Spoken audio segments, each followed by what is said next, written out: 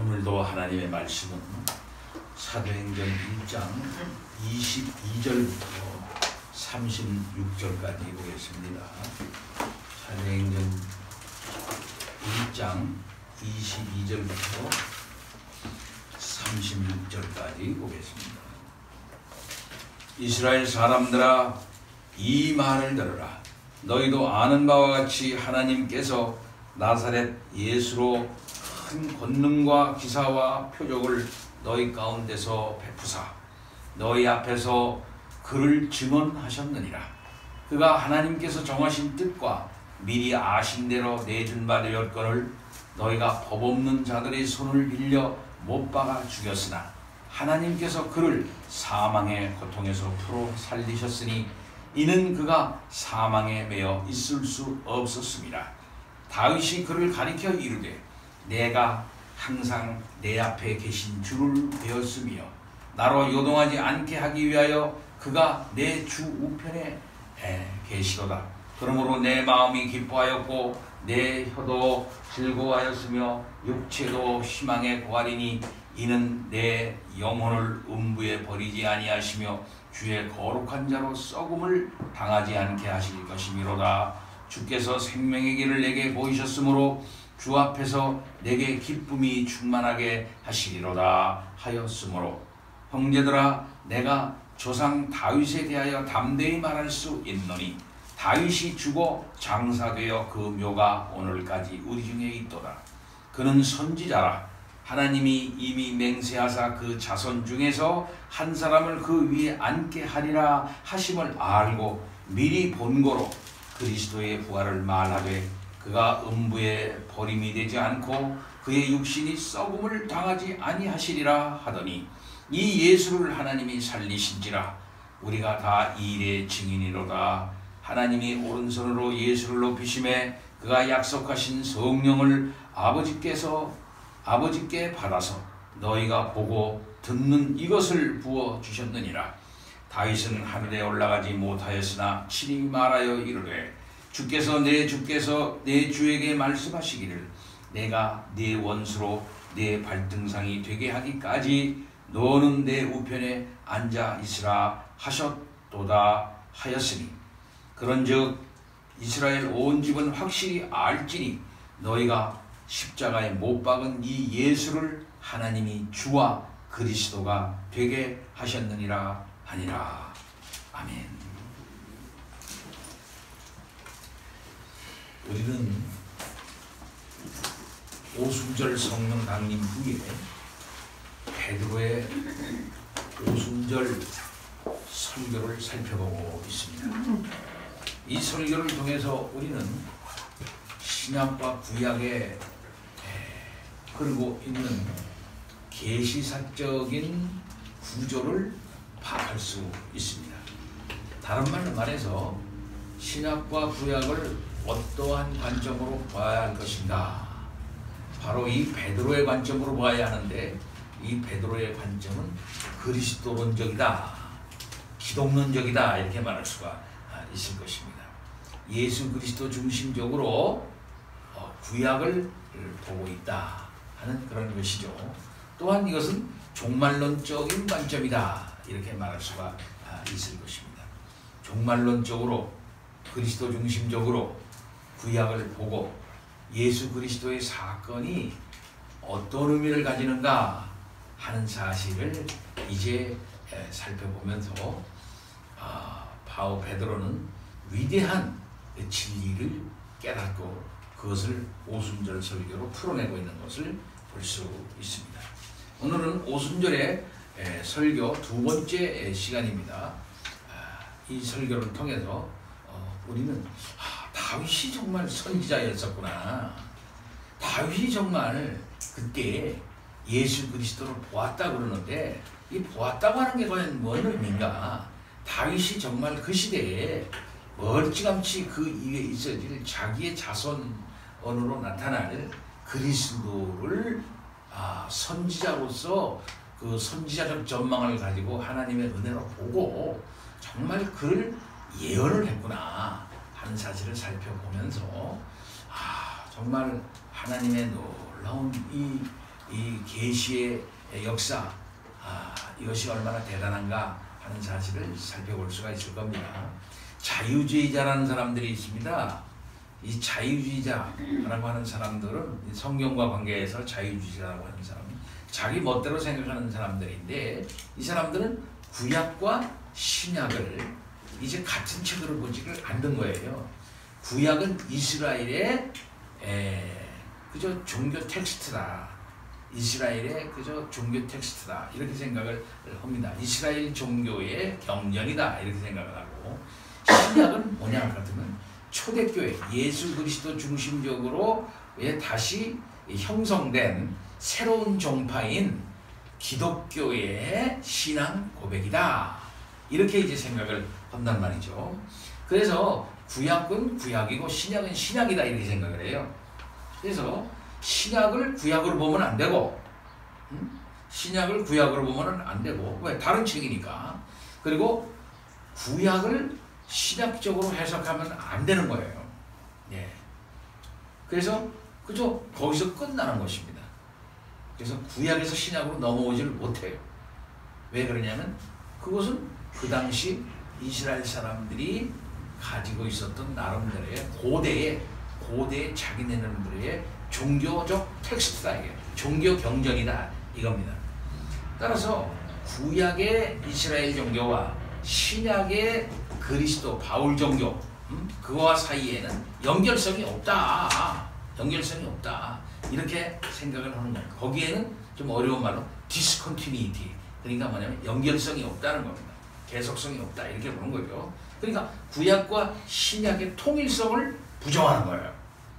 예, 이렇게 보는 거예요. 이런 각도에서 본다고 같으면은 이 베드로의 설교는 말이 안 되는 거죠. 그렇죠? 그러나 분명히 베드로는 구약과 신약을 연결지으면서 그리스도를 중심으로 연결지으면서 신약과 구약의 통일성의 차원에서 진리를 이렇게 총체적으로 구성하고 있다 이 말씀입니다. 이런 점에서 볼 때 복음서가 자연스럽게 이제 사도행전으로 연결되어지고요.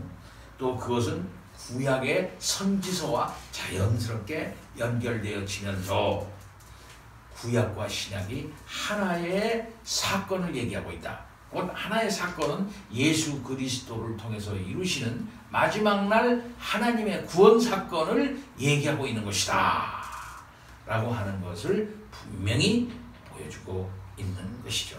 이런 각도에서 오순절 설교가 풀어질 거예요. 그러니까 오순절 설교를 해석을 잘 하면은, 잘 읽으면은, 구약이 신약에 와가지고 이렇게 도도한 물결을 만나가지고 큰 대하를 만나서 큰 바다를 만나가지고 이렇게 쫙 펼쳐져 나가는구나 하는 사실을 알 수 있는 것입니다. 이렇게 해서 구약의 이스라엘이 신약의 새로운 이스라엘이 되는데, 구약의 유대 중심적인 언약적인 유대인들이 새로운 언약 안에서의 새로운 이스라엘, 즉 교회로 이제 대치되면서 하나님의 큰 백성의 역사, 하나님 나라가 이제 전개되어 나간다는 걸 볼 수 있죠. 자, 여기서 또 하나 우리가 살펴볼 게 뭐 있냐면 예수님의 이 지상생애와 그 다음에 예수님의 천상생애라고 하는 큰 구도입니다. 이 땅에 오셔서 주님께서 지상생애를 마치시고 하늘에 올라가셨죠. 올라가서 하나님께서, 우리 주님이 뭘 하는 겁니까? 지상생애에서 이루신 구원의 역사를 전 세계적으로 적용시켜 나가는 거예요. 이제 드디어 세계사적으로 보편적으로 우리 주님께서 세계를 다스리시면서 왕권 행사를 해 나간다는 겁니다. 그 왕권 행사를 한다는 것은 결국 뭐냐면 우리 주님이 죽은 권세를 깨쳤잖아요. 그래서 생명을 주시는 분으로서, 죽은 권세를 깨치신 분으로서 그 엄청난 그 권세를 현세적으로 마지막 날 주님이 이 땅에 오실 때까지 이 세상에 있는 모든 악한 세력들과 흑암의 세력, 사탄의 세력을 물리치시면서, 진리로 물리치시면서 이 세계 가운데 진정한 진리를 전파하시는 주님이시다. 그러니까 참다운 왕이 누구야? 이 땅에 와서 죽은 권세를 깨치고 올라가신 우리 주님이시죠. 그리고 그 사도들은 하늘에 올라가신 하늘의 우편에 서서 왕권 행사를 하시는 주님의 장관들이에요. 대사들이야.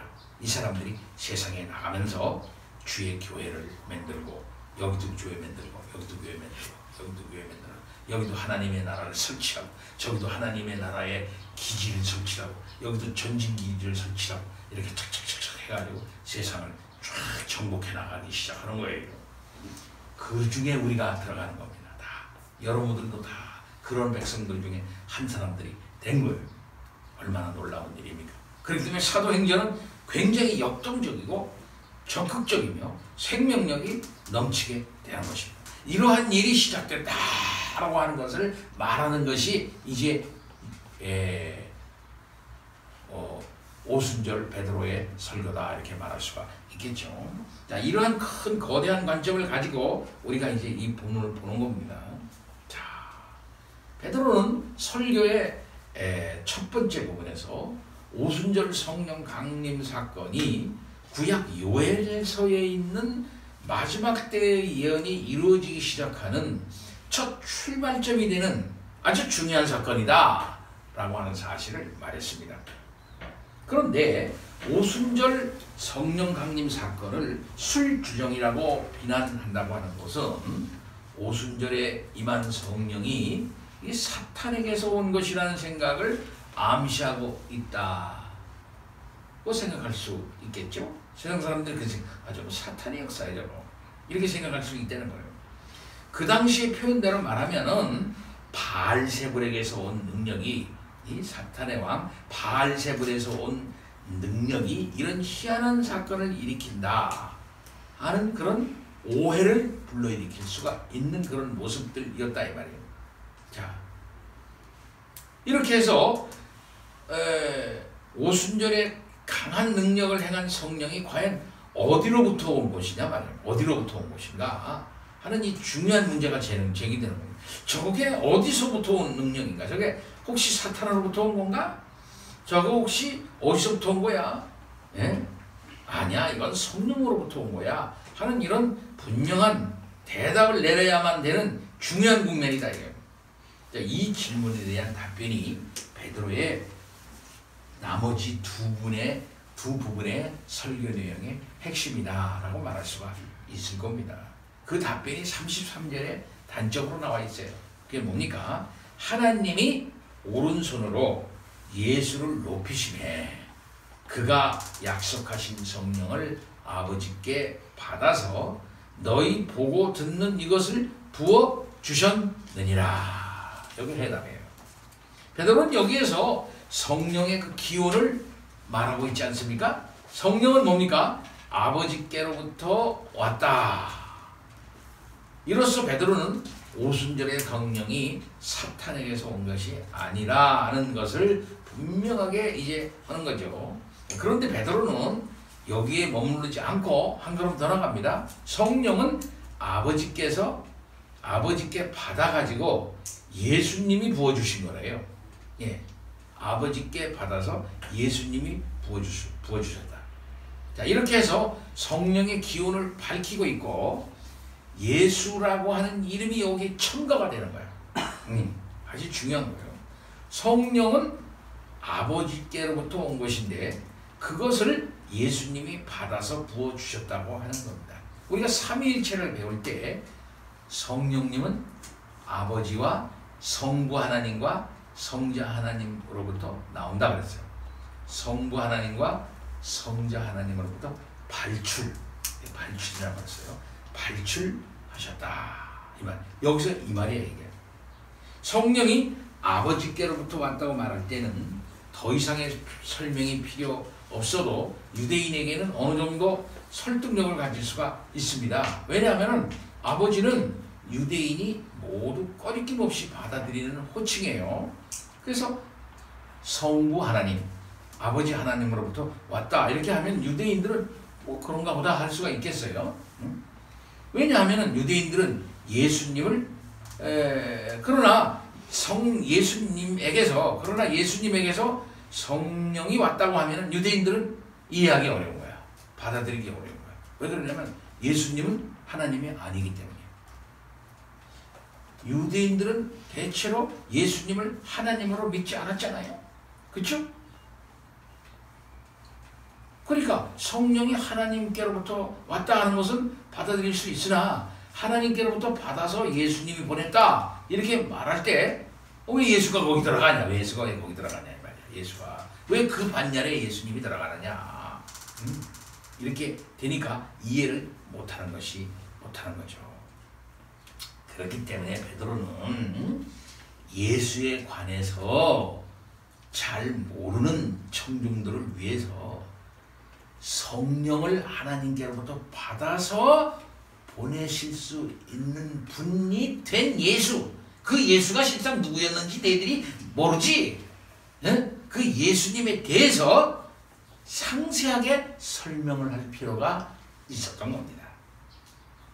따라서 베드로는 성령의 기원이 어디인가 하는 문제가 22절부터 36절까지의 내용의 중심 주제인데, 이 문제에 있어서 확실한 건 뭐냐면은 33절 한 절에서만 간절히 말하고 나머지 부분은 다 예수님에 관해서 설명을 하고 있는 거예요. 예수가 누군지 아냐? 성령을 하나님께로부터 받아 너에게 보내주셨는데 그 예수가 너희들 누군지 알아? 내가 자세히 설명해 줄게. 이렇게 되는 거라 이 말입니다. 자,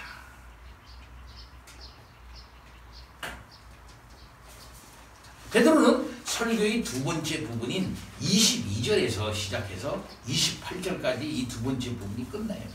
이 부분에서 베드로는 예수님이 죽음을 이기고 살아나신 부활의 주님이라는 진리를 밝힙니다. 베드로는 22절부터 24절까지 예수님의 지상생애를 간단히 요약을 하죠. 예수님이 지상에 계시는 동안 하신 일과 그 의미가 무엇이며 어떻게 해서 죽게 되었으며 어떻게 해서 다시 살아나셨는가 하는 사실을 22절부터 24절까지 말해요. 22절을 한번 읽어봅니다. 22절 읽어보면은 이스라엘 사람들아 이 말을 들으라. 너희도 아는 바와 같이 하나님께서 나사렛 예수로, 하나님께서 나사렛 예수로 그랬어요. 로 그랬으니까 이거는 뭡니까? 도구로 나사렛 예수를 가지고 수단으로 말이야. 나사렛 예수로 큰 권능과 기사와 표적을 너희 가운데 베푸사 너희 앞에서 그를 증언하셨느니라. 하나님이 뭡니까? 권능과 기사와 표적으로 예수를 증언을 하셨대요. 증언을 하셨대요. 베드로는 예수님이 공생에 3년 동안 행하신 권능, 기사, 표적은 하나님이 하실 수 있는 일이죠. 근데 이 하나님만이 하실 수 있는 일을 통해서 뭘 하셨느냐? 예수님은 하나님이 친히 보내신 자라고 하는 사실을 증거하셨다 하는 것입니다. 하나님이 그를 증거했대요. 그가 권능과 기사를 베풀게 하셔서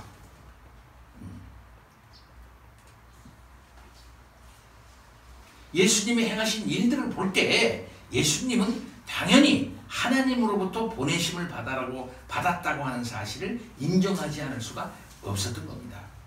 바로 이 점은 유대인이 친히 목격한 일이기 때문에 의심할 여지가 없어요.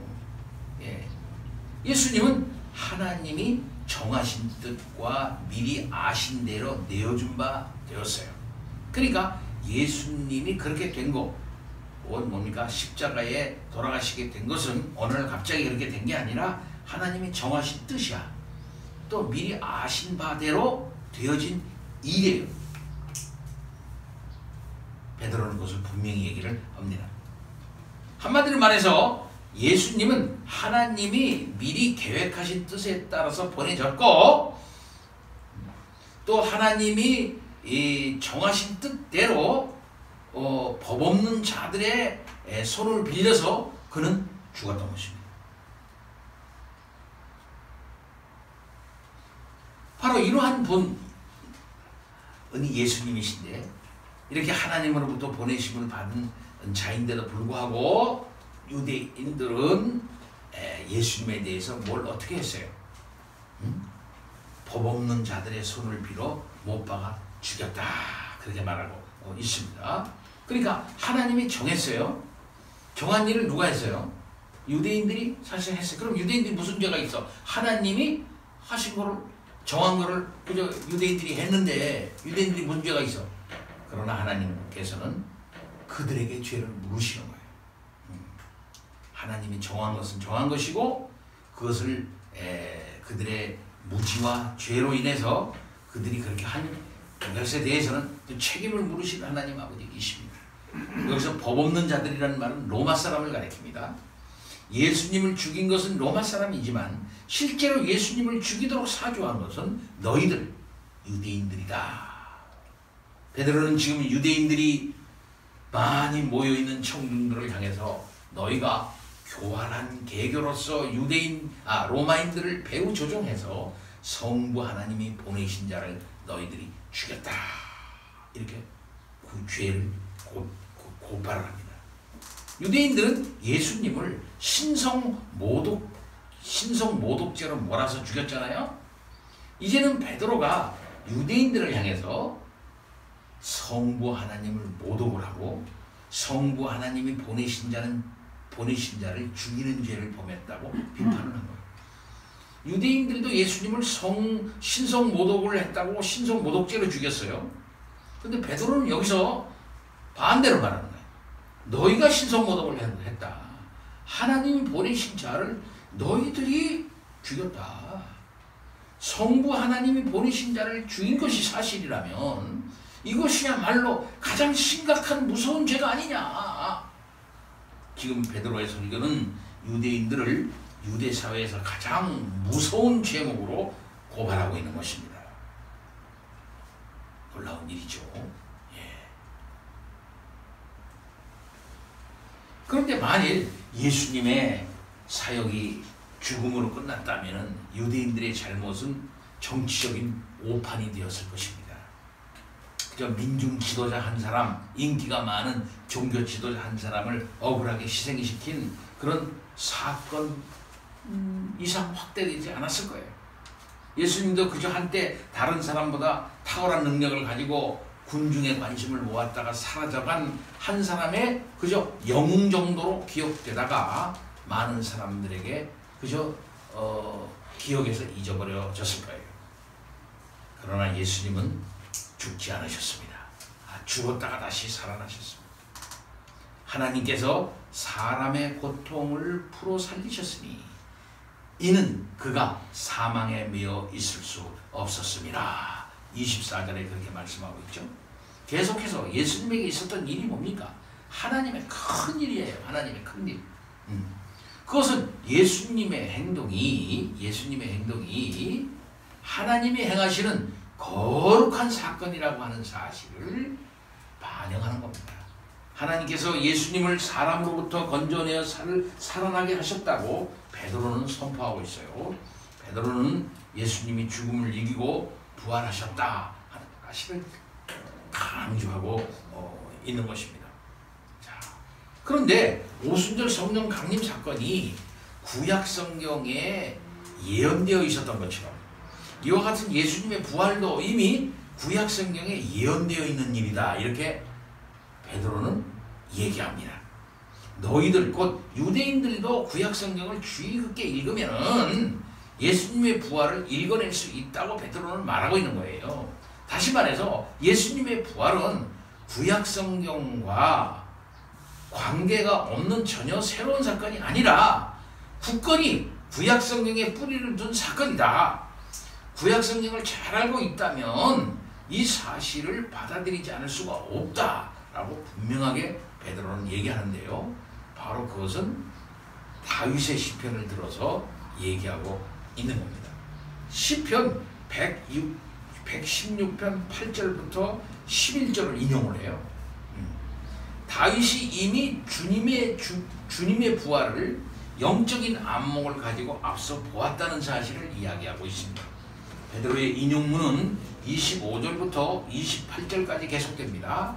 베드로가 이 본문을 어떻게 해석하고 있는지를 이해하려면은 베드로 설교의 셋째 부분, 곧 29절부터 32절을 먼저 살펴볼 필요가 있어요. 자, 29절을 한번 먼저 봅니다. 29절을 보면 이렇게 말하고 있어요. 형제들아, 내가 조상 다윗에 대하여 담대히 말할 수 있노니 다윗이 죽어 장사되어 그 묘가 오늘까지 우리 중에 있도다. 그는 죽었다는 거죠. 그 부활 안 했다는 거예요. 다윗은. 그는 선지자라.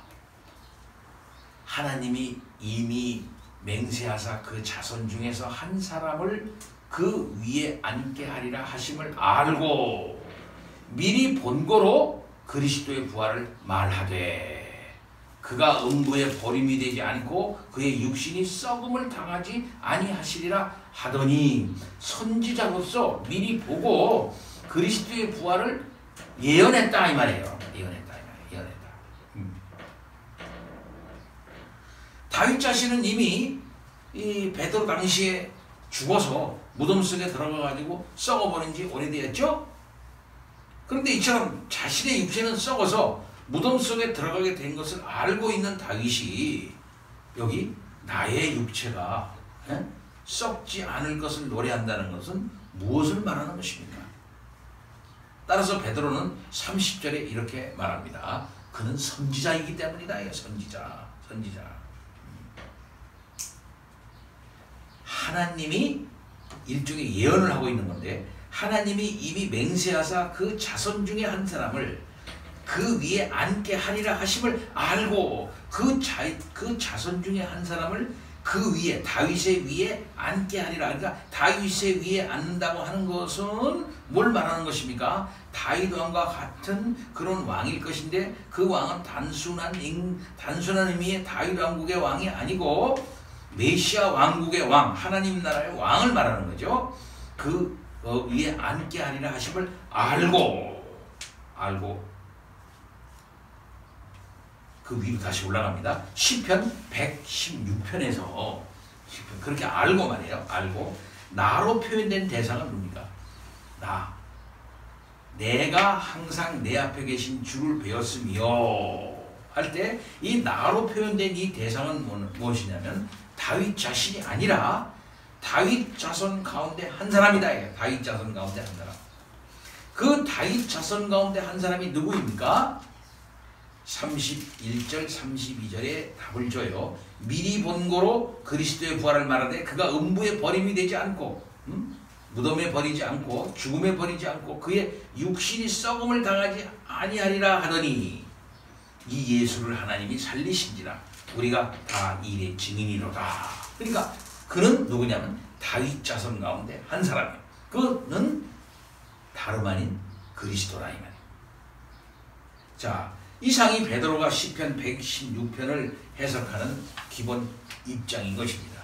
자, 이와 같이 베드로의 해석을 따라서 보면은 인용문이 부활하셔서 항상 살아계시는 예수님을 예언하는 본문이라고 하는 사실을 알 수가 있어요.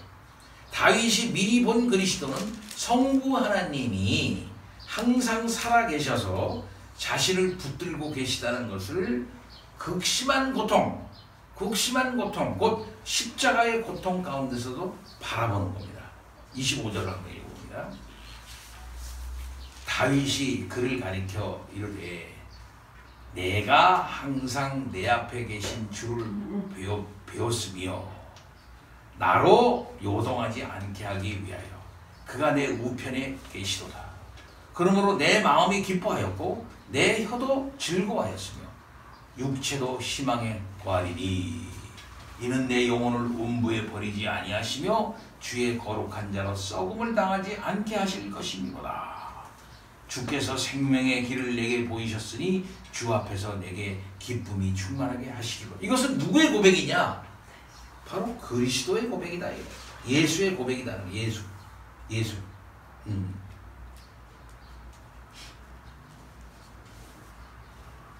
그래서 그리스도는 바로 즐거움을 잃지 않습니다. 즐거움을 잃지 않아요. 심지어는 육체가 죽음에 내어줌을 당하는 순간에도 그리스도는 희망을 잃지 않습니다. 16절 하반절에 그래서 육체로 희망에 거한다고 그렇게 말하고 있어요. 예언이야 이거. 그리스도가 육체의 죽음 앞에서도 희망을 잃지 않는 이유는 뭐냐면은 내 주께서 내 주를 배웠다 그래요. 내가 항상 내 앞에 계신 주를 배웠으며 내는 여기서는 그리스도고 내 앞에 계신 주를 배웠다. 그 주가 누구냐면은 바로 하나님입니다. 하나님. 그리스도가 죽음 앞에서도 희망을 잃지 않는 이유는 성부 하나님이 그리스도의 영혼을 음부에 버리지 않고 육체가 썩음을 당하지 않게 하시리라는 확신을 가지고 계셨다.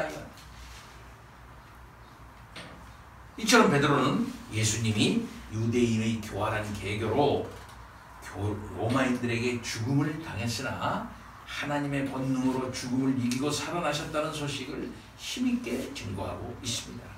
베드로의 주이신 예수님은 다시 살아나신 부활의 주님이에요.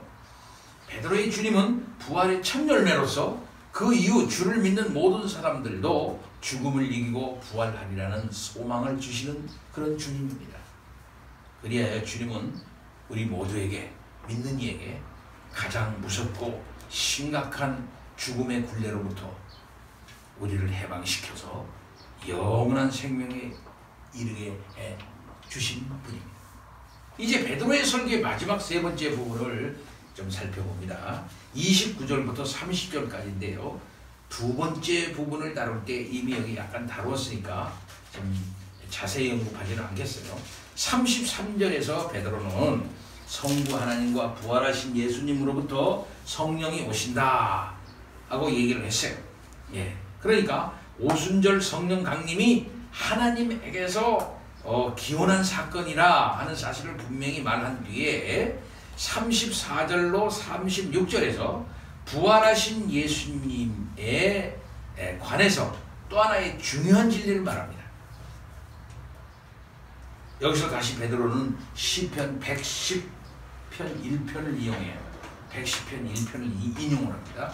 주께서 내 주에게 말씀하시기를 내가 내 원수로 내 발등상이 되게 하기까지 너는 내 우편에 앉아 있으라 하셨도다. 이 본문에서 앞에 나오는 주는 누굽니까? 주께서 내 주에게 말씀하시기를 그랬단 말입니다. 이 주는 누구냐면 성부 하나님을 말하는 거고, 뒤에 나오는 내 주에게 말씀하셨다 하는 것은 예수님을 말하는 거예요. 그러니까 예수님은 하나님의 우편에 앉으셨어요. 하나님의 우편은 뭡니까? 하나님의 권능을 상징하는 자리예요. 그리고 우리 주님은 하나님의 가장 높은 자리에 앉으셨다. 통치의 좌소에 앉으셨다 하는 그런 말씀과 같은 말이에요. 예수님이 하나님의 권능을 받아서 원수를 다 패퇴시킬 때까지, 마지막 심판날까지 세상을 통치하신다고 하는 사실을 여기서 강조해서 말씀하고 있는 겁니다. 그러니까 예수님은 가장 높은 자리에 올라가셨다 이 말이에요. 우리가 주목할 것은 여기서 예수님을 뭐라고 부르고 있는 겁니까? 주라고 부르고 있어요. 주. 큐리오스라고 부르고 있어요. 큐리오스. 로드라고 부르고 있어요. 큐리오스. 하나님도 주이시고 예수님도 주라고 말하고 있습니다. 다시 말해서 예수님과 하나님을 똑같이 주로 호칭하고 있다고 하는 사실이에요. 이건 뭘 말하는 겁니까?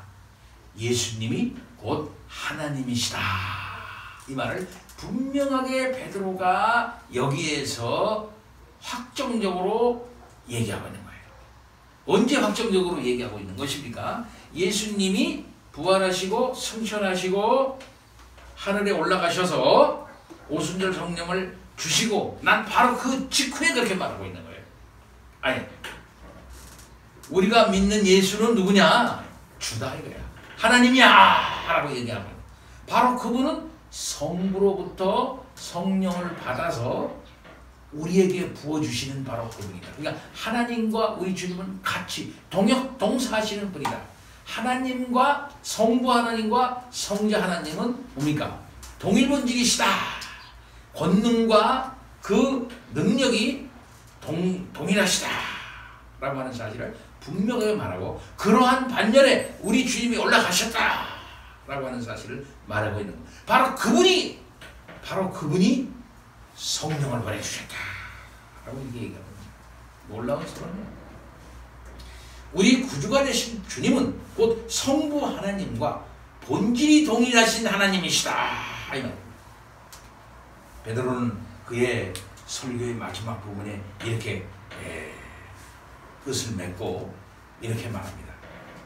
그런즉 이스라엘 온 집은 알아야 할 것이다. 뭘 알아야 할 것이냐?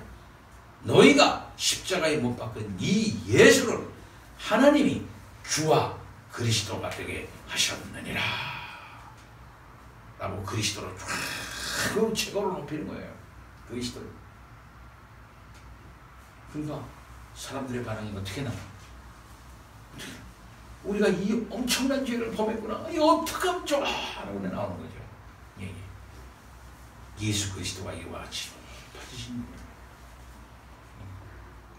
오순절 성령 강림은 바로 이 높아지신 예수를 확정적으로 인식하고 그것을 갖다가 세상 많은 사람들에게 고백하는, 그것을 증거하는 그러한 시간이 된 것입니다. 오순절 성령 강림이 온 이유는 뭐야? 이 높아지신 예수를 갖다가 확실하게 드러내라고 오신 분이다 이 말이에요. 이렇게 될 때 이 증언 사역에서 성부 하나님과 성자 하나님과 성령 하나님이 동역동사하고 있다는 사실을 여기서 분명하게 드러나죠. 초대교회에서 처음부터 진리를 확정적으로 전하는 여기에서부터 삼위일체가 분명하게 드러나는 것입니다.